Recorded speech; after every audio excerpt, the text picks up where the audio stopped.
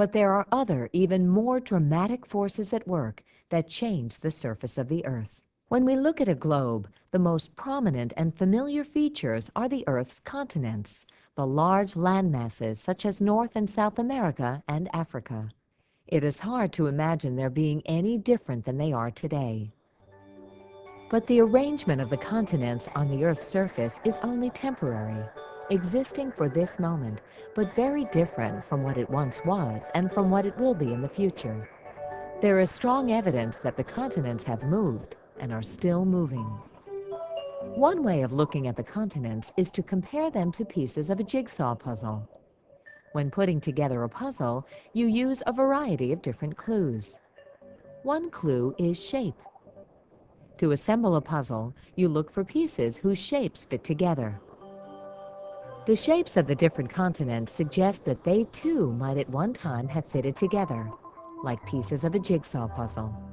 The shapes of South America and Africa, for example, seem to indicate that at one time they were joined. There is other evidence besides the continent shapes to support the theory of continental drift.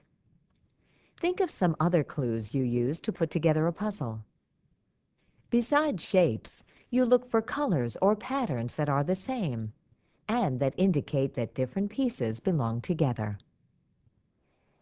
In a similar way, geologists look for clues other than shape to support the theory of continental drift. One such clue is provided by fossils. Fossils are traces of animals or plants found in rock.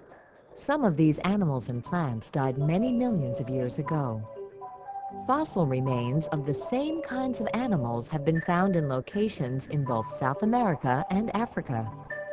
It is doubtful that these animals could have crossed the Atlantic Ocean that now separates these two continents, and this offers additional evidence that when these animals lived millions of years ago, the continents were joined. Scientists now think that about 250 million years ago, all the continents were grouped together in a huge supercontinent they call Pangaea. Much of what is now North America was down by the equator, and other features of the Earth that are familiar to us today were very different. About 250 million years ago, the Atlantic didn't exist. We were one huge supercontinent. All the continents were now welded together. And shortly after that point, the Atlantic Ocean began to form. And it formed in the middle of this huge supercontinent. And slowly, a crack opened up in the continents that eventually got wider and wider. And eventually, the water from the other oceans spilled in, and that became the Atlantic. And the Atlantic's continued to grow since that time. And it's still growing today. Every year, Europe is a little bit further away from North America.